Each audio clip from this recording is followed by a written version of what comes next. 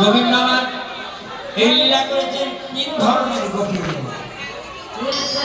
তিন ধরনের গোপী কারণ সাধন শিক্ষা, কৃপা শিক্ষা এবং মুক্ত শিক্ষা। সাধন শিক্ষা ছিলেন তারা। তিন ধরনের গোপী নিয়ে গোবিন্দ আমার এই রাসলীলা করেছেন। সাধন শিক্ষা ছিলেন, আপনারা রামায়ণ নিশ্চয়ই দেখেছেন। রামায়ণে পাওয়া যাচ্ছে রামচন্দ্র সীতাকে হারিয়েছে। যখন সীতাকে রাবণ হরণ করে নিয়ে সীতাকে যখন রাবণ হরণ করে নিয়ে যায়, রামচন্দ্র পাগলের ন্যায় খোঁজাখুঁজি করছে সীতাকে। তাকে খুঁজতে খুঁজতে বাল্মীকির তপবনে গিয়ে বসছে। সেখানে গিয়ে দেখে শত শত মুনি ঋষিগণ প্রভু রামচন্দ্রকে দেখে মুনি ঋষিগণ বললেন, প্রভু যুগ যুগ ধরে তো তোমার সাধনা করে চলেছি, এতদিনে কি আমাদের সাধনায় তুমি সন্তুষ্ট? যদি আমাদের সাধনায় তুমি সন্তুষ্ট হয়ে থাকো তাহলে আতিথ্য গ্রহণ। এইগুলি রামচন্দ্রকে ওই মুনি ঋষিগণ বসার জন্য আসন পেতে দিল। তখন রামচন্দ্র বলেছিলেন, মুনিগণ, আমি যে সীতার বিরহে কাটব, আমি যে সীতার বিরহে কাটব, আমি তাই খুঁজতে খুঁজতে সীতাকে এখানে এসেছি। আমার তো আতিথ্য গ্রহণ করার সময় নেই। মুনি ঋষিগণ প্রভু রামচন্দ্রের কথা শুনে তারা স্তব্ধ হয়ে গেল। কেন?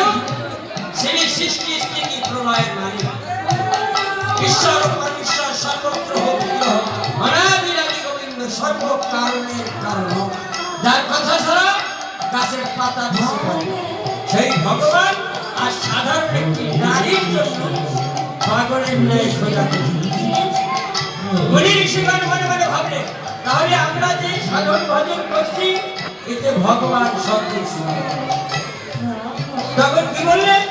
ওই মুনি ঋষিগণ ডাকতে বললেন, প্রভু তাহলে তুমি একটি কাজ করো, আমাদের এই পুরুষ দেহ পরিত্যাগ করে নারী দেহ দাও, সেই দেহ দিয়ে যেন তোমার সেবা করতে পারি। রামচন্দ্র কি বলেছিলেন? তথস্থ, হাত তুলে দিলেন। তোমরা আমাকে পাবে, তবে এই যুগে পাবে না। তোমরা আমাকে পাবে, কিন্তু এই যুগে পাবে না। আমাকে পাবে তখন আমি বৃন্দাবনে জন্মগ্রহণ করব। বৃন্দাবনে তোমরা ব্রজ গোপী রূপে জন্মগ্রহণ করবে। বৃন্দাবনে বসে আমি তোমাদের মনোবাসনা পূর্ণ করব। সেই মুনি ঋষিগণ বৃন্দাবনে জন্মগ্রহণ করেছেন, এদেরকে বলা হয় সাধন সিদ্ধা গোপী। কৃপা সিদ্ধা কারা?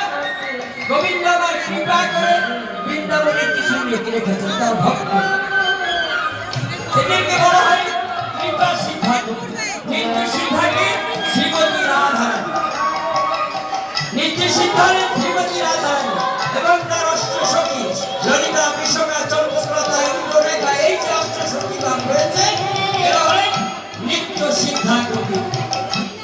তাই এই তিন ধরনের গোপী নিয়ে গোবিন্দ আমার এই লীলাটি করেছিলেন। সেই ব্রজ গোপীগণ একবার ব্যক্তি কার্তন্য ব্রত করছেন, কেন? আমার গোবিন্দকে প্রতিরূপে পাওয়ার জন্য। কেমন ভাবে? পূজার সমস্ত সামগ্রী সাজিয়ে নিয়ে মনের আনন্দে তারা নৃত্য করতে করতে যমুনার পাড়ে যেতে, যমুনার পাড়ে গিয়ে বালুকা নিয়ে কার্তন্য মূর্তি তৈরি করে পূজার সমস্ত সামগ্রী সাজিয়ে দিয়ে মায়ের আরাধনায় বসতে। ৩০ দিন হয়ে গেছে। এই ৩০ দিন, ১ মাস পূর্ণ হচ্ছে। দেখুন ব্রজ গোপীগণ কেমন ভাবে কার্তন্য ব্রত করতে যাচ্ছে।